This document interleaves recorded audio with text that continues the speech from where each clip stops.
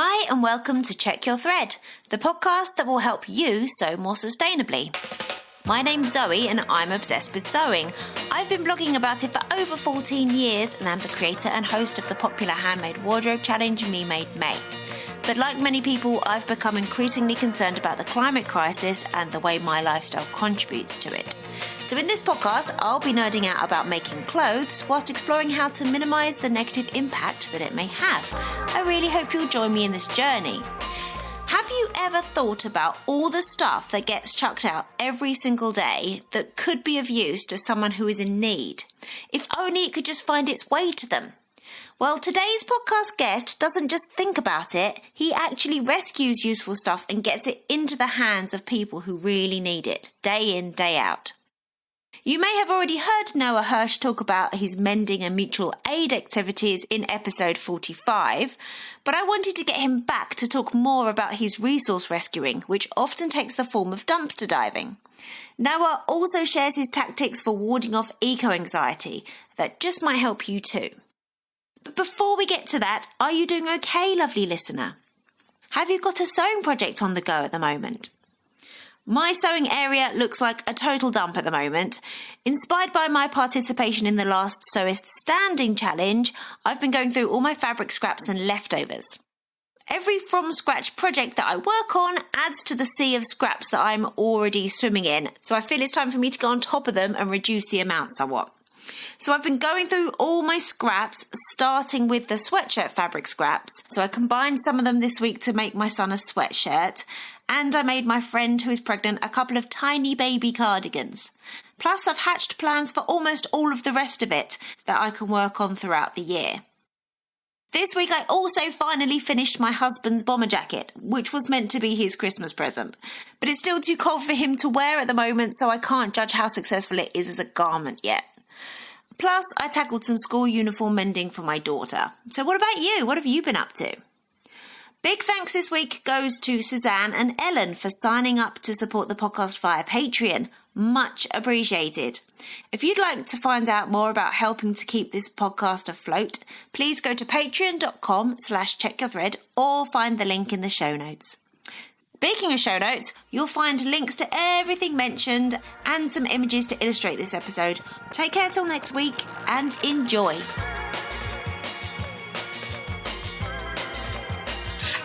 How are you doing? Welcome back to Check Your Thread. Thank you. It's good to be back. Yay! I'm going to make sure that everybody goes and listens to episode 45, which is the conversation we had before. So I'm not going to get you to reintroduce yourself, but it is very nice to see you again. And thank you so much for your time. Like, not only the time that it takes to record, but also all the back and forth that it takes to actually schedule this conversation. Right, so apologies for starting this conversation talking about myself, but I have to for a minute to set this up. So I've been experiencing a lot of kind of like eco, climate, political anxiety lately. And sometimes I find it, easier to pull myself out of it than others. But I know that one antidote that does work for me is just kind of like seeing what like awesome, committed, passionate people are doing out there and the stuff that they're doing to make positive change. And obviously one of those people is you. I love following what you're doing. So what I would like to know is what you do. Like, I'm assuming those are feelings that you can relate to. Do you have any tactics to either get yourself out of or avoid entirely that kind of anxiety?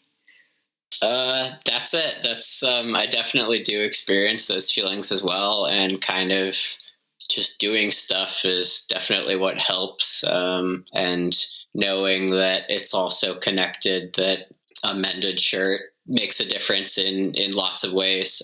So yeah, that's kind of how I battle the dread myself, is just by staying busy and doing things that I know will help in one way or another. Absolutely. Yeah, that's very good. Yeah, just the doing. It's good advice. So I've been noticing that more and more you've been posting about your dumpster diving activities on your Instagram. So is that because you've been doing more lately, or you've just decided to share about it more? Definitely decided to share about it more. I have found there's been a lot of interest in it, and I kind of didn't post about it a whole lot before. It's sort of a hard thing to explain to people. When you say dumpster diving, people just kind of like their eyes glaze over and they kind of just like smile and nod. And I don't really know what they're thinking, but it doesn't seem like a good thing. And then you kind of have to, you kind of have to work through it, because when you say dumpster diving, people think of the things they throw out in their kitchen trash, which is trash and unusable. But then, especially once I'm posting photos of, stacks of clothing and canned foods and stuff, people kind of get it and say like, oh, well, this isn't what I thought it was. This is actually useful stuff that you're finding. And so being able to show that to people has been fun. And I've gotten a lot of really great feedback on that. Oh, that's really cool. That's really good. So what kind of comments or messages have you received? A lot of people just saying, I had no idea this was possible. I didn't know that you could be finding this much stuff. Asking if it's, normal for me to be finding this much stuff, or if it's irregular. And part of why I've been doing monthly posts, kind of what I've called dumpster diving reports at the end of every month, is just to show that it is consistent. This stuff is always out there and that you just have to find it. So lots of people saying that just it's interesting to them. It really shows them what's possible. People saying that they never would have thought that it would be something interesting or appealing to them, but they think it's cool. People sometimes asking me how to get started, stuff like that. So it's really fun. That's cool. So what advice have you given them? The most basic advice is just kind of go out there and do it. Is just like get some plastic bags and some gloves and start picking through trash. There's, the more technical aspects of if you're going to stores, finding the right schedule of what days they throw things out, what times, etc. As I said in the last episode, a lot of my diving is at apartment buildings when people move out. So just at the end of every month is a great time to go walk around and check things. Those are kind of the basic tips. You can definitely get a lot more into it if you want. Absolutely. So something that you were saying actually the last time that we spoke, that it kind of really struck me, that when you were talking about the occasions where you've come across other dumpster divers in your area, and how rather than sensing any kind of competition, you've actually felt almost like a kind of more of a sense of, correct me if I'm wrong, but from what I took from what you were saying, that you felt almost more of a sense of community, and that there's even been times when you've then kind of traded what you've found. Mm-hmm. And I love that so much. And at first I was like, oh, that's quite surprising. Like, surely there's like a bit of competition. But then I was kind of thinking, like, sure everyone has different motivations, but surely the baseline motivation is to keep things out of landfill. So of course you'd be happy if there were more people doing it, because you're one person and you can't cover every bin, even in one town, let alone beyond. Yeah. What are your thoughts and experiences of that, and coming across other dumpster divers? Yeah, it's always been nice to be able to chat with folks and exchange information. And I do run into people who are doing it more out of necessity than out of ideology or, for hobby. And I am very thoughtful about how much of things I take because I know that there are people who rely on dumpsters for their survival. And so especially with stores that have kind of more reliable schedules of throwing things out, I definitely try and leave as much as I can. And the amount that gets thrown out, I can still take 2 garbage bags full of, snacks and still leave enough that I know other divers will be able to find it. Yeah, I've noticed that on some of your posts that you said, I just took like a few, and what you've got is loads, and then there's still so much. So you were saying that you have found that there's more people doing it through necessity. Have you noticed in general then you think that there's more people dumpster diving, or you've just become more aware recently? I've just become more aware recently, and I've ended up talking to folks who've mentioned it. I've run into people either at dumpsters or sometimes go and chat with people who are, panhandling, and they end up mentioning that they've been to a dumpster or something. Somebody who was panhandling the other day saw me checking a dumpster, and he asked me if I needed food and offered me some food, which is really nice of him. And I had to explain that I wasn't doing it so much out of necessity as both for hobby and trying to rescue food to get it to other people. So that was being able to, talk with him about that, and definitely knowing that lots of other people rely on it the same way for survival. Yeah. How do you keep yourself safe? Because surely you must encounter like broken glass or sharp metal and stuff from time to time. Yeah, I just keep a pair of work gloves in my backpack. Right. So like really, are they like leather or? They're just like a thick rubber glove. And I actually, because the weather is getting colder, I switched out to the ones that are fleece lined so I can stay a little warmer. But I just keep those in my bag and put them on when I go dumpster diving. And I keep a headlamp in my bag as well for when it's dark out. And you do encounter broken glass or other kind of scary, sharp things. But so far I have gone unscathed, other than some dirty clothes, maybe. That's good. No wounds. Yeah. So what kind of cool or weird or like eye-opening stuff have you found lately?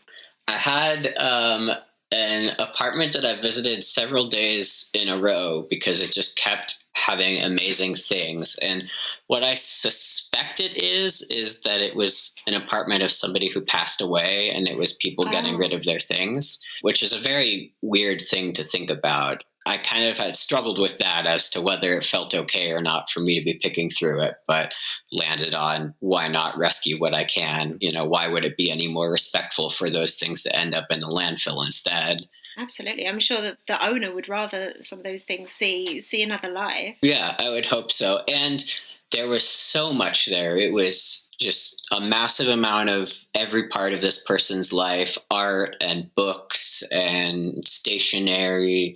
And it's sad to think about, but also you think about somebody who's, cleaning out a relative's apartment or something in mourning. They obviously, that's not their biggest focus, is that making sure every little action figure or framed painting ends up in the right place. It must be incredibly overwhelming when you've just got like a whole apartment, as you say. Exactly. You've got to do every room. And it's an easy reaction to see all those things and get kind of upset of like, who would do this? I just have to remind myself that they're taking the easiest path forward and that there aren't really better options for a lot of people. So if there isn't a better option, then of course they're just going to dump everything into a dumpster. Yeah, especially if they've got a time frame that they have to work towards as well, I guess. Yeah. So I found this dumpster and I visited it several days in a row. I found my favorite was this little square painting of a raccoon in a frame that felt really appropriate thematically.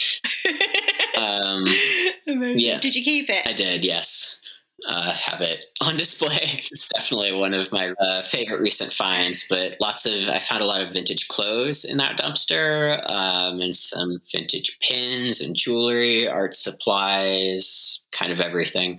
How do you stop your home being completely overwhelmed with cool and interesting and weird stuff? I don't. I just do. So I'm leaned into it. Yeah.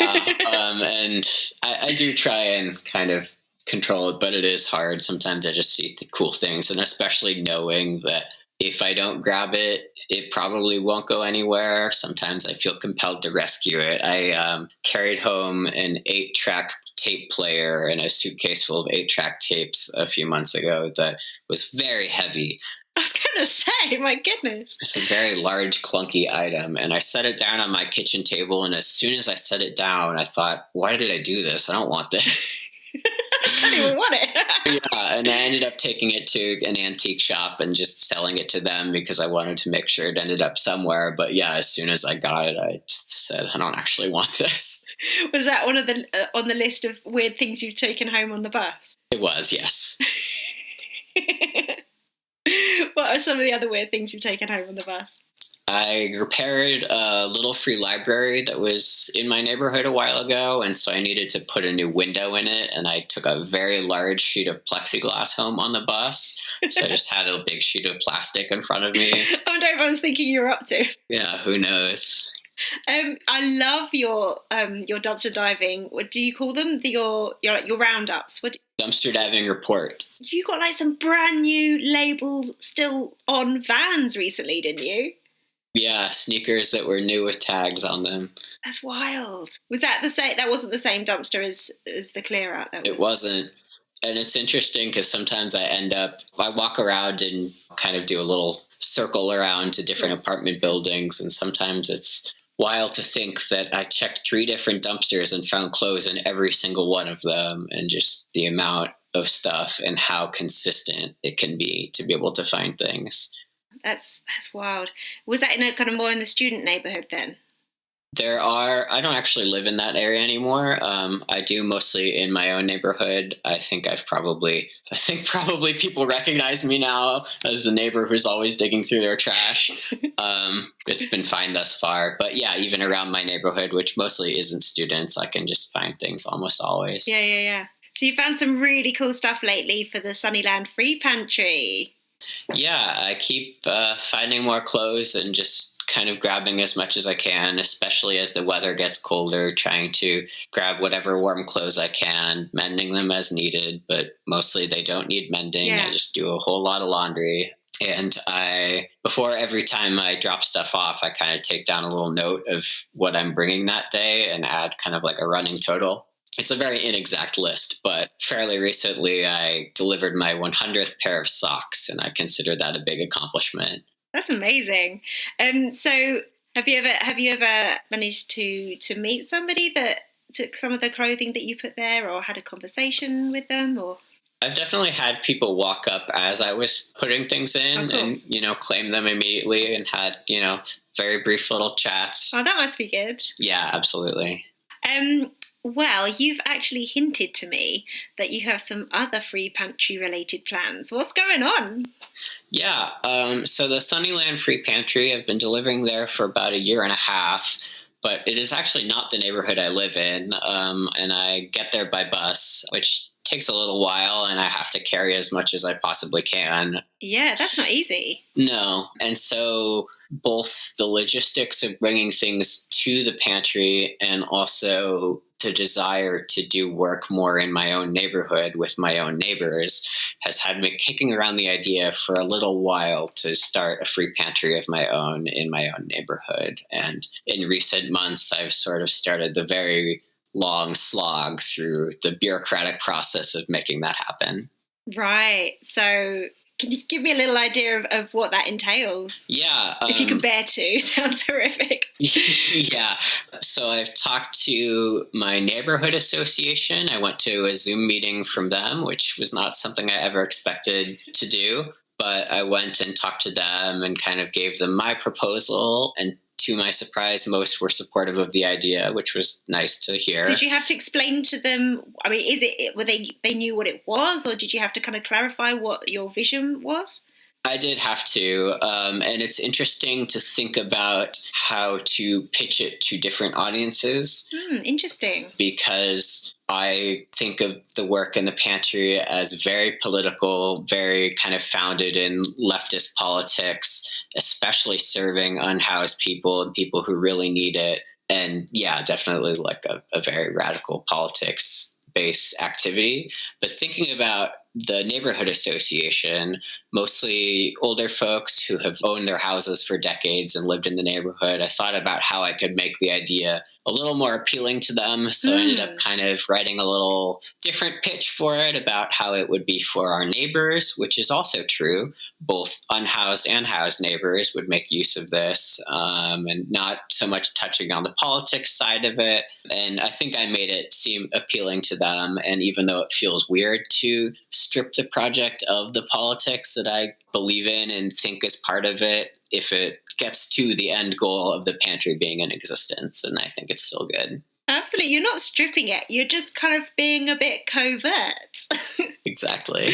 No, I think that's clever. That's really clever. That's something that I hadn't have thought would be necessary, but now it completely makes sense. Absolutely. And I mean, it's what we have to do in life all the time, isn't it? Just kind of like read the audience a little bit. So it makes complete sense that that's how that you would have approached it. Yeah. So what's the next stage? Well, I've been trying to find a location to put it in.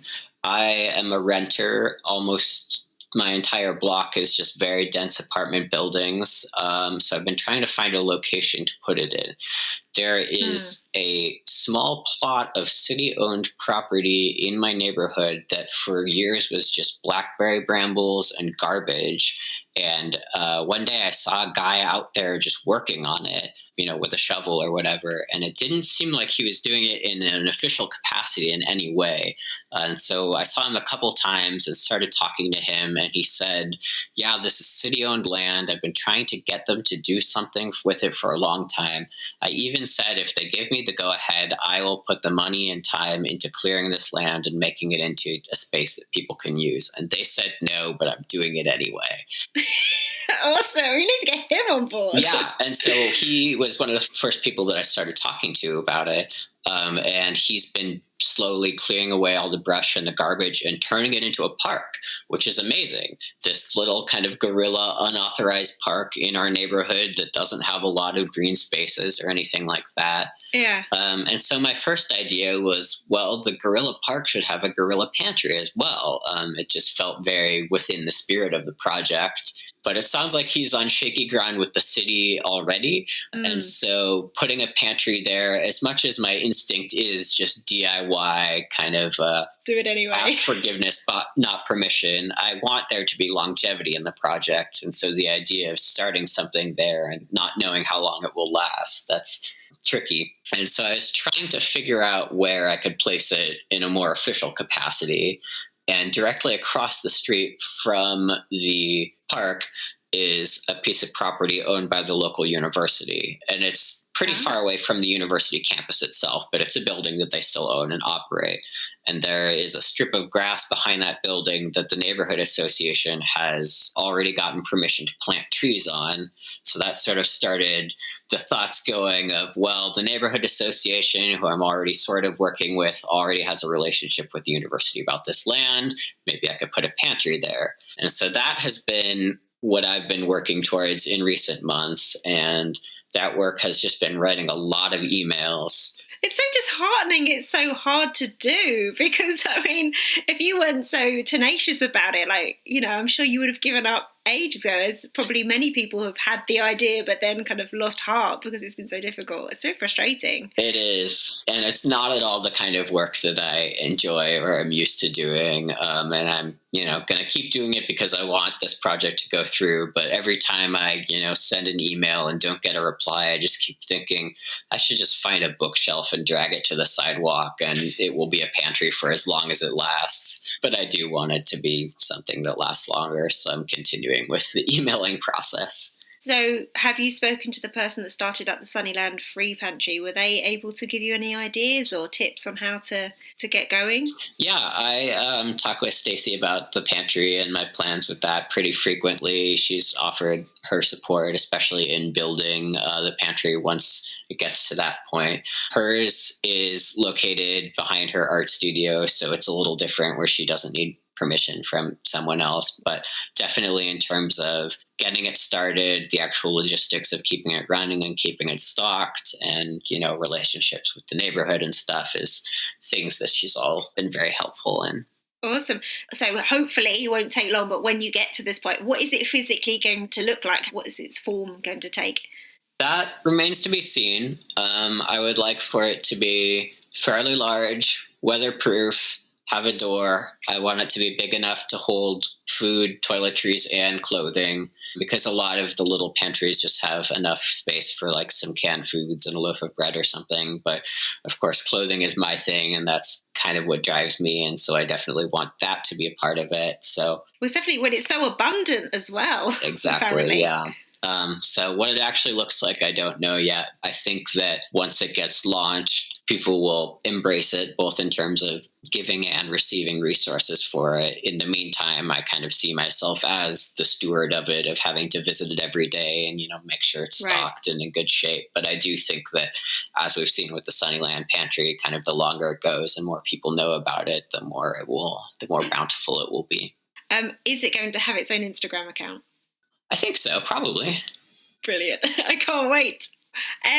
So you've also been sharing your mending skills lately and your darning, haven't you? What's been going on? I've been doing a lot of mending in a lot of places. I've started teaching mending classes locally, which I've really enjoyed. Amazing. So where, how, what, who? It's been at a local yarn store. I've been teaching darning classes there. I've taught 2 so far, and they've been really fun. It's the first one I had 1 student. The second one I had 2 students. And I sort of am still feeling out how to do that, how to teach more than one person the same skill who are working at different paces. But it's been really fun. People have been really excited to learn, and everyone has left the workshops saying that they feel like they could do it at home, which is what I consider a success. Absolutely. That's fantastic. So you have also found a new location to teach, is that right? Yeah, as of recently. I don't know. I can't make any official statement on that quite yet. There's no official statement. It may or may not divulge. Yes. Very cool. Well, I hope it goes well. I also taught a mending workshop recently. So, yes. It's fun. Yeah.